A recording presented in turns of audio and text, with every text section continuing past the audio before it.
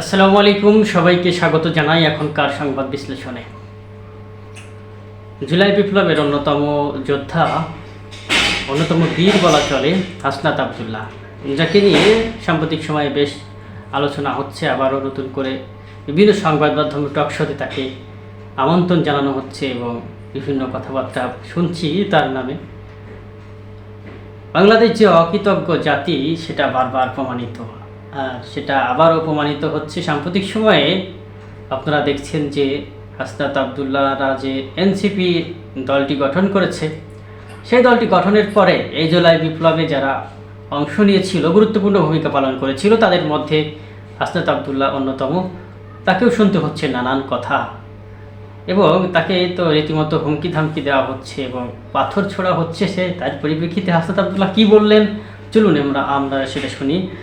বর্তমান রাজনীতিতে যখন হিংসা, বিভাজন আর বিদ্বেষ বাড়ছে, ঠিক তখনই এক ব্যতিক্রমী বার্তা দিলেন জাতীয় নাগরিক পার্টি অর্থাৎ এনসিপির মুখ্য সংগঠক হাসনাত আবদুল্লাহ। তিনি বলেন, আমার দিকে যদি কেউ পাথর ছুঁড়ে মারে আমি তাকে ফুল দিয়ে বুকে টেনে নেব। এই একটাই বাক্য যেন বদলে দিল সবার আবহ।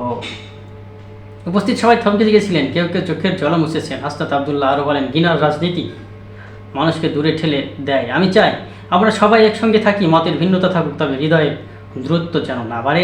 হাসনাত আবদুল্লাহর এই বক্তব্য রাতারাতি ভাইরাল হয়ে গেছে সামাজিক যোগাযোগ মাধ্যমে। একজন লিখেছেন, রাজনীতিতে এমন ভালোবাসার ভাষা বহুদিন শুনিনি।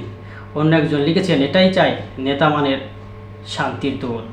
জনগণের চোখে আসার আলো। বর্তমান রাজনৈতিক অস্থিরতার মাঝে এমন এক মানবিক কথা যেন এক চিলতে শান্তি। অনেক তরুণ বলছেন, এমন নেতার কথাই শুনতে চায় যিনি পাথরের বদলে ফুল তুলে দেন। একটি দেশের ভবিষ্যৎ গড়ে ওঠে নেতাদের চিন্তা ও মনোভাবের উপর।